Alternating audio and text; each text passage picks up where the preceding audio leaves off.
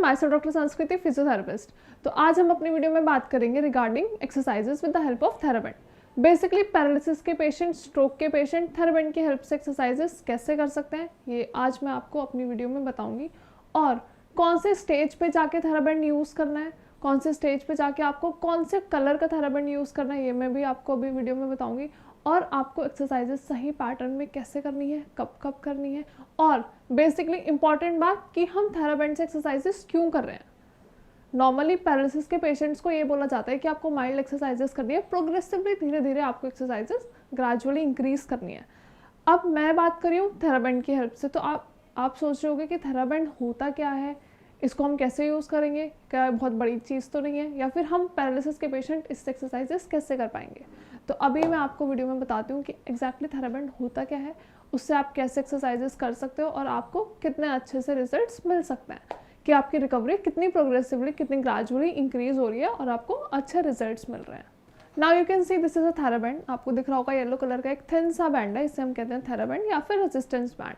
अब resistance band से आप समझ रहे होगे कि रेजिस्टेंस मतलब किसी भी काम को थोड़ा सा टफ कर देना, मतलब उस पर फोर्स लगा देना। हम काउंटर फोर्स लगाएंगे और थेराबैंड की हेल्प से एक्सरसाइजेस करेंगे। अब हमने ये थेराबैंड क्यों यूज़ किया है, let me tell you. Theraband बहुत सारे वेरिएशंस के आते हैं, बहुत सारे कलर्स के आते हैं, लेकिन हम येलो इसलिए यूज़ करते हैं क्योंकि yellow is the thinnest and the lightest band. अगर हमें इनिशियली कोई भी एक्सरसाइज स्टार्ट करनी है थेराबैंड की हेल्प से, तो हम सबसे पहले येलो कलर चूज़ करते हैं, क्योंकि येलो जैसे कि एक लाइट कलर है तो इसका रेजिस्टेंस भी बहुत कम है, बहुत माइन्यूट सा रेजिस्टेंस आपको मिलेगा और आपको बहुत ज़्यादा प्रॉब्लम नहीं होगी। लेकिन अगर आप इनिशियली यूज़ करते हो ब्लैक, ब्लू, ग्रीन, तो ये डार्क कलर्स हैं, and dark colours means high resistance, तो उससे आपको प्रॉब्लम होगी एक्सरसाइजेस करने में, और बहुत बार बहुत ज़्यादा डिफ़िकल्टीज होती है और पेशेंट्स स्ट्रेच भी नहीं कर पाते हैं। तो इसलिए हम इनिशियली येलो यूज़ करते हैं क्योंकि इसका रेजिस्टेंस कम है, और उसके बाद आप धीरे धीरे अपना थेराबैंड चेंज कर सकते हो, अपने एक्सरसाइजेस का प्रोटोकॉल इन्हांस कर सकते हो।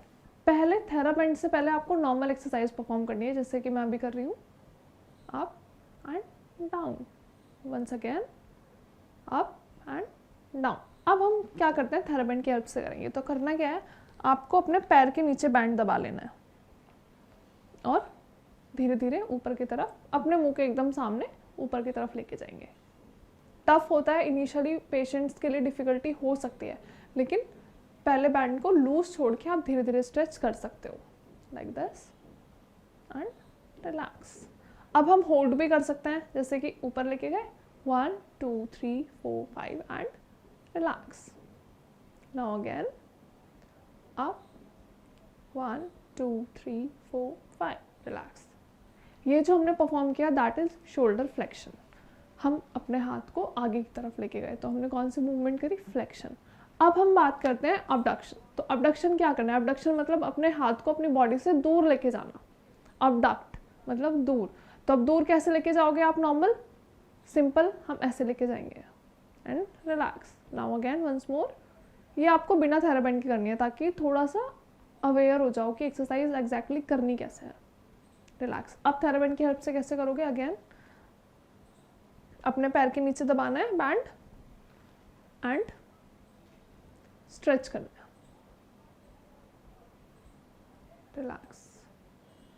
Now again up and relax. ये तो नॉर्मल हमने एक्सरसाइज की। अब अगर आपको यही एक्सरसाइज होल्ड के साथ करनी है तो कैसे करेंगे, up and hold 1 2 3 4 5 and relax. Now again up 1 2 3 4 5 and relax. ठीक है।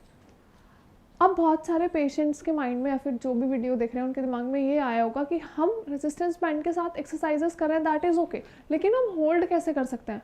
कोई भी पैरालिसिस का पेशेंट, क्योंकि वो बहुत ज़्यादा उनकी मसल्स पैरालिसिस में होती है, वीकनेस में होती है, एट टाइम्स मूवमेंट, थोड़ी सी भी मूवमेंट पॉसिबल नहीं हो पाती है। तो जो मैं रेजिस्टेंस बैंड के साथ एक्सरसाइजेस बता रही हूँ वो उन्हीं पेशेंट्स के लिए है जिनकी रिकवरी हो चुकी है, समहाउ जो थोड़ा बहुत रिकवर कर चुके हैं, जिनका रिकवरी स्टेज 3rd पे पहुंच चुका है, वो एक्सरसाइजेस अच्छे से परफॉर्म कर सकते हैं। आप एक्सरसाइज तभी परफॉर्म करोगे जब आप कंफर्टेबल होगे। अगर आप एक्सरसाइजेस परफॉर्म कर ही नहीं पा रहे हो थेराबैंड से, तो it is next to possible कि हम आपसे उम्मीद कर सके कि आप थेराबैंड के साथ एक्सरसाइज परफॉर्म करोगे। तो ऐसा नहीं है, पहले आप नॉर्मल एक्सरसाइजेस परफॉर्म करो, जब आप अपनी एक्सरसाइजेस पे कमांड गेन कर लो कि हाँ अब मैं अच्छे से एक्सरसाइजेस परफॉर्म कर सकता हूँ, then you go for the TheraBand, क्योंकि थेराबेंड बेसिकली स्ट्रेंथनिंग एक्सरसाइजेस के लिए यूज़ किया जाता है। जब आपको बहुत ज़्यादा इंड्योरेंस के साथ, बहुत ज़्यादा स्ट्रेंथनिंग के साथ एक्सरसाइजेस, क्योंकि अगर आप थेराबेंड स्ट्रेच करते हो तो इसके अंदर आपकी स्ट्रेंथ लग रही है ना, आप नॉर्मली स्ट्रेंथ लगा रहे हो तभी तो आप पॉसिबल है मूवमेंट्स, तो आपको ये सभी करनी है जब आप नॉर्मल एक्सरसाइज अच्छे से परफॉर्म कर पा रहे हो, बहुत सारे रिपीटेशंस कर पा रहे हो, बहुत सारे सेट्स कर पा रहे हो, then go for the TheraBand. चलो ठीक है, अब नेक्स्ट एक्सरसाइज हमें कैसे करनी है, आपको थेराबेंड पकड़ना है हाथ से और अपने एल्बोज को, this is the elbow joint, तो आपको एल्बो को अपनी बेली पे स्टक रखना है, ये हाथ हिलना नहीं चाहिए यहाँ से, और आपको बैंड स्ट्रेच करना है like this and relax. Now again relax. Now we'll hold, stretch 1 2 3 4 5 and relax again once more, stretch 1 2 3 4 5 and relax. ठीक है, अब हम बात करते हैं अभी हमने कौन कौन सी एक्सरसाइज परफॉर्म करी। पहले एल्बो के साथ स्ट्रेच किया, फिर हमने अपना हाथ आगे की तरफ स्ट्रेच किया एंड देन साइड की तरफ। अब जो हम करेंगे वो क्या है, वो है अपने हैंड को मिड रेंज में स्ट्रेच करना लाइक दिस। यहाँ पे हमें थोड़ी सी रोटेटरी मूवमेंट परफॉर्म करनी है, तो हम अपना हाथ बाहर की तरफ लेके जाएंगे। अगेन सेम पैटर्न, आपको अपने थेराबेंड को पैर के नीचे दबाना है और अपना हाथ बाहर की तरफ लेके जाना है and relax. Now again pull and relax. अब हम उसको होल्ड के साथ करेंगे, आप 1 2 3 4 5 रिलैक्स। हैंड बेसिकली 45 डिग्री के एंगल पे होना चाहिए, दिस वॉज 90, तो आपको 45 पे रखना है। 1 2 3 4 5 and relax. These were the basic simple exercises जो आपको इनिशियली अपने थेराबेंड की हेल्प से करनी है। ऐसा ज़रूरी नहीं है कि सारे पैरालिसिस के पेशेंट एक्सरसाइजेस परफॉर्म करें, क्योंकि इनिशियल कंडीशन में रेजिस्टेंस बैंड के साथ एक्सरसाइजेस करना इज़ नेक्स्ट टू इम्पॉसिबल। तो आपको जो एक्सरसाइजेस करनी है पहले नॉर्मली करनी है। नॉर्मल रेंज ऑफ मोशन की एक्सरसाइजेस जब आप अच्छे से कर पा रहे हो, मतलब आपके नंबर ऑफ सेट्स इंक्रीज हो रहे हैं, आप नंबर ऑफ रेपिटेशंस अच्छे से परफॉर्म कर पा रहे हो, then go for the TheraBand. ये नहीं कि आप स्टार्टिंग में थेराबेंड की हेल्प से एक्सरसाइजेस करोगे, या फिर आपको ये लग रहा होगा कि हम थेराबेंड की हेल्प से एक्सरसाइज करेंगे तो मे बी हमारी स्ट्रेंथनिंग जल्दी हो जाएगी। लेकिन अगर आप नॉर्मल मूवमेंट्स ही नहीं कर पा रहे हो तो आप इट इज़ इम्पॉसिबल कि आप थेराबेंड की हेल्प से एक्सरसाइजेस परफॉर्म कर पाओ। ये जो भी मैंने एक्सरसाइजेस बताई हैं आपको इनको सेट्स में परफॉर्म करना है, एक सेट में 10 रिपीटेशंस करना है, और जैसे जैसे ग्रेजुअली आप कर पाओ तो आप अपने रिपीटेशंस और सेट्स इंक्रीज कर सकते हैं। आई होप जितनी भी एक्सरसाइजेस बताएंगे आप सभी को समझ आई हो।